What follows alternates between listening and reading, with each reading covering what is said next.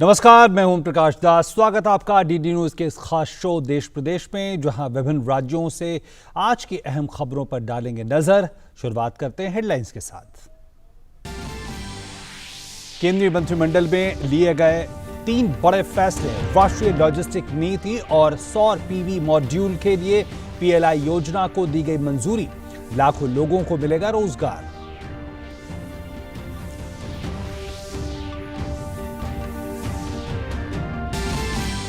असम मिजोरम के बीच बॉर्डर की समस्या सुलझाने के लिए गठित की जाएगी क्षेत्रीय समिति। दिल्ली में हुई दोनों राज्यों के मुख्यमंत्रियों के बीच बैठक।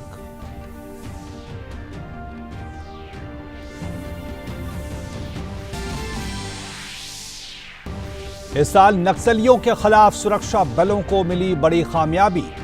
नक्सलियों से आजाद हुआ बूढ़ा पहाड़। लाखों और करोड़ों के कई बड़े इनामी नक्सलियों को किया गया ढेर। मुंबई में दिल्ली पुलिस को मिली बड़ी सफलता। 1725 करोड़ रुपए की ड्रग्स जब्त। दिल्ली में गिरफ्तार अफगानी नागरिकों से मिला था सुराग।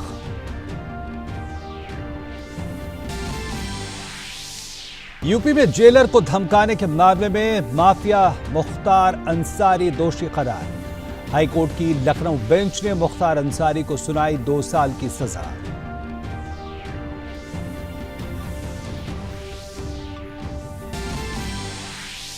और कई दिन से दिल्ली के एम्स में भर्ती हास्य कलाकार राजू श्रीवास्तव ने ली अंतिम सांस। राष्ट्रपति और प्रधानमंत्री समेत बड़ी संख्या में लोगों ने जताया दुख। कल होगा अंतिम संस्कार।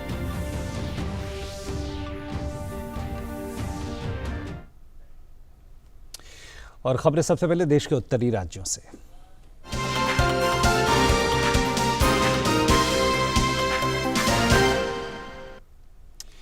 केंद्रीय मंत्रिमंडल ने आज आत्मनिर्भर भारत को बढ़ावा देने के लिए 3 अहम फैसले लिए हैं। कैबिनेट की बैठक के बाद केंद्रीय मंत्री अनुराग सिंह ठाकुर ने कहा कि कैबिनेट ने सोलर पैनल में पीएलआई स्कीम को मंजूरी दे दी है। केंद्रीय मंत्री अनुराग सिंह ठाकुर ने यह कहा कि प्रधानमंत्री के नेतृत्व में कैबिनेट ने उच्च दक्षता वाले सोलर पीवी मॉड्यूल ट्रांस 2 के लिए 19,500 करोड़ रुपए का प्रावधान रखा है। मंत्रिमंडल ने आज हाई एफिशिएंसी वाले सोलर पीवी मॉड्यूल्स के लिए पीएलआई स्कीम्स की ट्रांच 2 पर अनुमोदन किया है और जिसके अंतर्गत चयनित 3 कंपनियों ने सोलर पीवी मॉड्यूल्स के बनाने के लिए 8.7 गीगावाट की क्षमता के उत्पादन की कैपेसिटी यहाँ पे बनाने की शुरुआत की है, जिसका काम चल रहा है। ये फुली इंटीग्रेटेड प्रोजेक्ट्स आ रहे हैं और इस पे लगभग 20,000 करोड़ रुपए की इन्वेस्टमेंट आ रही है। सोलर पीवी मॉड्यूल्स के लिए जो ट्रांच 2 के लिए 19,500 करोड़ रुपए आज मंजूर किया गया है, जिसका प्रावधान रखा गया है। ट्रांच 2 स्कीम में इंटीग्रेशन की मात्रा के आधार पर ऑक्शन की 3 अलग अलग विंडोज रखी गई हैं। इसमें अधिक से अधिक मैन्युफैक्चरर्स पीएलआई स्कीम में पास हो पाएंगे, उनका इंटरेस्ट भी आएगा, पार्टिसिपेट कर पाएंगे और पीएलआई स्कीम का लाभ उठाएंगे। और इसका लाभ उठाते हुए हाई एफिशिएंसी मॉड्यूल्स भारत में ही तैयार होंगे। 1,000 मेगावाट कैपेसिटी वाले प्लांट ही इस स्कीम के लिए एलिजिबल होंगे।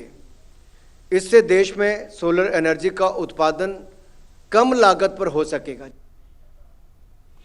और साथ ही अनुराग ठाकुर ने यह कहा कि सेमीकंडक्टर से जुड़ी अब 3 योजना में एक समान 50% इंटेंसिव को मंजूरी दी गई है।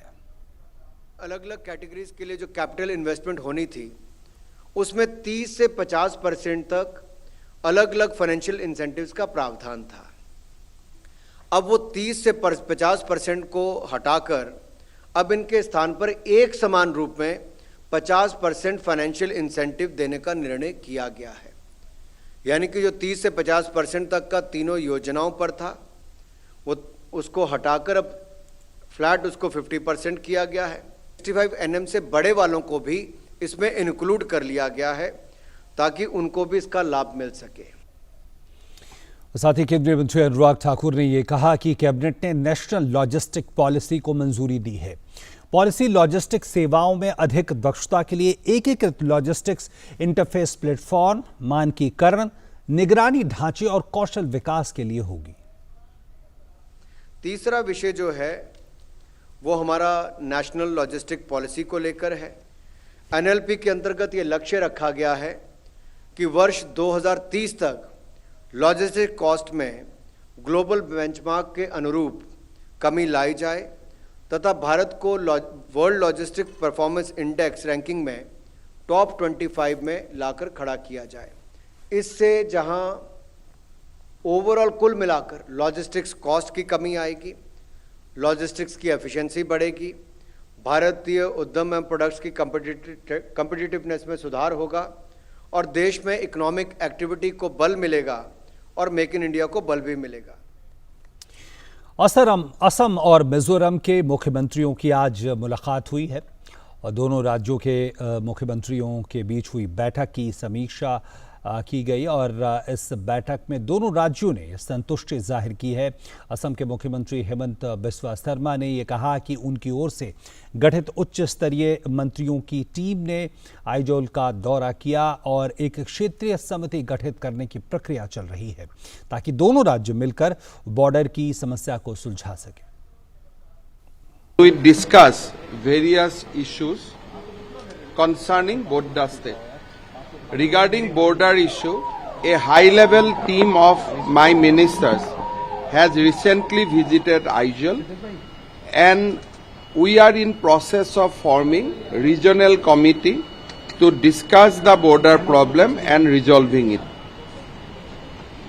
Today we met and we take review of the meeting that had held between the ministers of Assam and Mizoram, and we express our satisfaction regarding the progress of the talk.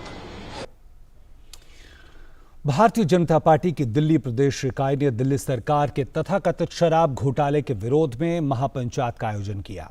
आज दिल्ली के जंतर मंतर पर आयोजित महापंचायत में दिल्ली प्रदेश भाजपा के अध्यक्ष आदेश गुप्ता समेत बड़ी संख्या में दिल्ली देहात के बीजेपी के नेता और कार्यकर्ता शामिल हुए। इस मौके पर दिल्ली बीजेपी के अध्यक्ष आदेश गुप्ता ने अरविंद केजरीवाल सरकार पर हमला बोला कि ये जो बहाना आप बना रहे हैं, इसके बाद आपको दिल्ली से भगाना है। मनी लॉन्ड्रिंग केस में निचली अदालत में जमानत अर्जी पर सुनवाई पर लगी रोक के खिलाफ सत्येंद्र जैन ने सुप्रीम कोर्ट में याचिका दायर की है।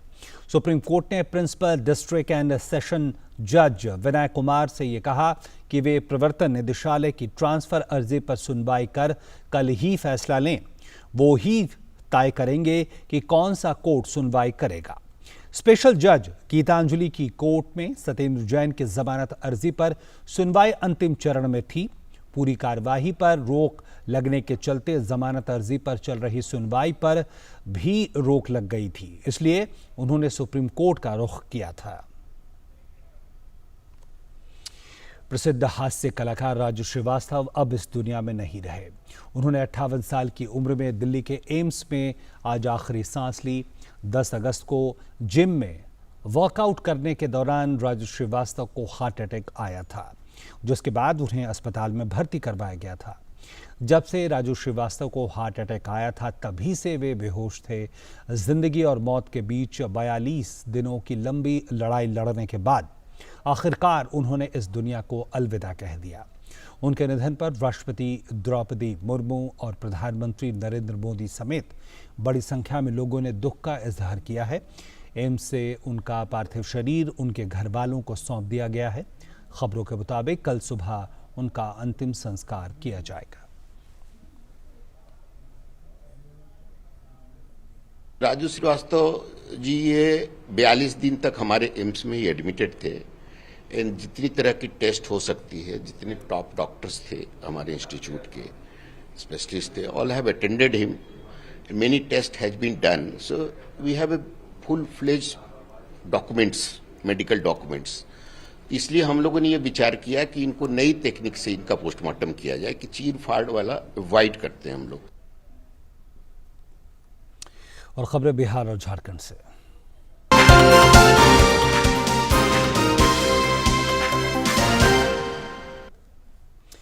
नक्सलियों के खिलाफ सुरक्षा बलों को बड़ी कामयाबी हासिल हुई है। इस तरह से अब हम इस साल आतंक के खिलाफ निर्णायक जंग कर रहे हैं। आज सीआरपीएफ की ओर से किए गए एक प्रेस कॉन्फ्रेंस में इसके बारे में विस्तार से जानकारी दी गई। कहा गया कि प्रधानमंत्री नरेंद्र मोदी की वामपंथी उग्रवाद के खिलाफ जीरो टॉलरेंस की नीति के कारण पहली बार छत्तीसगढ़ और झारखंड के बॉर्डर के बूढ़ा पहाड़ और बिहार के चक्रबंधा और भीमा बांध के अति दुर्गम क्षेत्रों में प्रवेश करके माओवादियों को उनके गढ़ से बाहर कर दिया गया है। अब वहां सुरक्षा बलों के स्थायी कैंप स्थापित किए गए हैं। इन स्थानों पर सुरक्षा बलों द्वारा भारी मात्रा में हथियार, गोला बारूद, विदेशी ग्रेनेड, एरोबम और आईडी बरामद किया गया है। वर्ष 2019 से वामपंथी उग्रवाद के विरुद्ध एक विशेष रणनीति अपनाई जा रही है।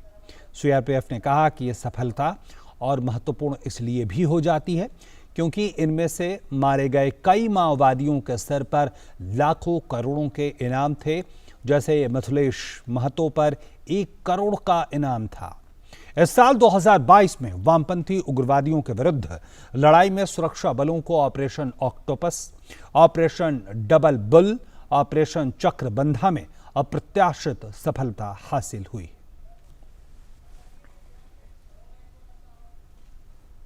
अप्रैल 2022 के बाद से हम लोगों ने झारखंड में बहुत सारे ऐसे अभियान चलाए और उसके फलस्वरूप हम लोग बुरा पहाड़ पे पूरा कब्जा कर पाए। हेलीकॉप्टर भी उतार के फोर्सेस को वहां पहुंचाया गया है बड़ी मात्रा में। जितने भी फोर्सेस वहां पहुंची हैं उनका परमानेंट कैंप स्टैब्लिश कर दिया गया है। इस कैंप को स्टैब्लिश करने में हम लोगों ने करीब 3 बड़े ऑपरेशंस झारखंड में चलाए। ऑपरेशन ऑक्टोपस, ऑपरेशन बुलबुल और एक ऑपरेशन और हम लोगों ने ट्राई जंक्शन एरिया में चलाया था जो इस इलाके से काफ़ी थोड़ा दूर है लेकिन कनेक्टेड रहते हैं। उस ऑपरेशन का नाम था ऑपरेशन थंडरस्टॉर्म जो अभी चल ही रहा है।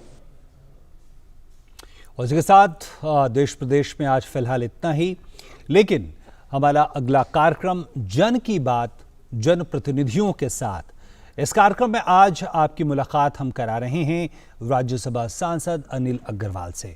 आप देखिए जन की बात। हमारी टीम को दीजिए इजाजत। नमस्कार।